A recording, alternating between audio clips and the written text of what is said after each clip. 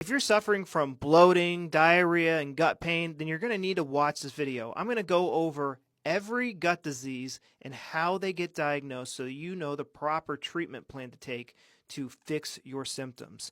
I used to suffer from bad Crohn's and colitis, and I fixed it 100% naturally.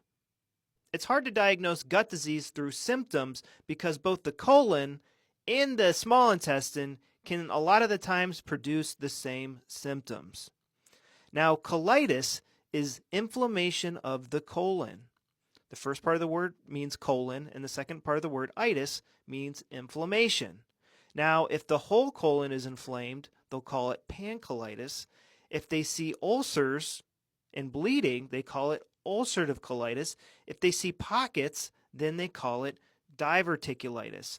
Sometimes they'll even call it sigmoiditis if just the sigmoid colon is inflamed. If the proctal region is inflamed, they call it proctitis. They can do a scope right here, and they can look for perianal fistulas, hemorrhoids, and fissures. But to confirm colitis, they do a colonoscopy. They stick a camera up here, and they look around. And now sometimes this camera can get up into about here, but a lot of times it stops around here. And people get diagnosed with Crohn's disease when they find inflammation here in the last part of the small intestine, right here. Now, the original term used for Crohn's disease was regional ileitis. Today, that term means inflammation anywhere from mouth to butthole, but they really don't use it that way. People get diagnosed with Crohn's disease when they do an MRI, and they because it's hard to see this part of the body, and they find inflammation here. Now, while they're doing a colonoscopy, they might also be taking tissue samples to see if somebody has an infection like C. diff or E. coli or candida, and to see how inflamed the tissue is under a microscope. Now, somebody can get diagnosed with candida through a stool test.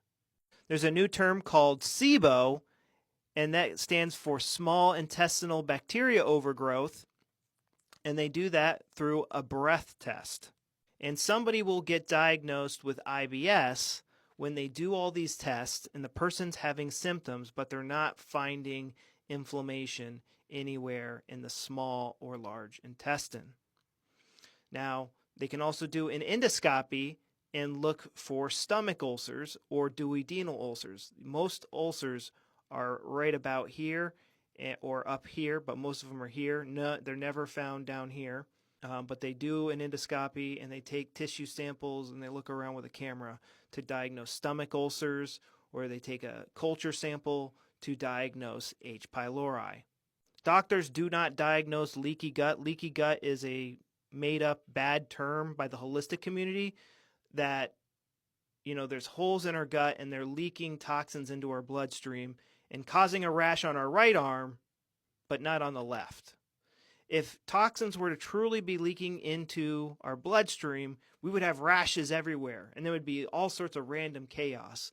But you'll notice that these symptoms, like a rash, they're always in the same location every single time. So that theory just doesn't hold up.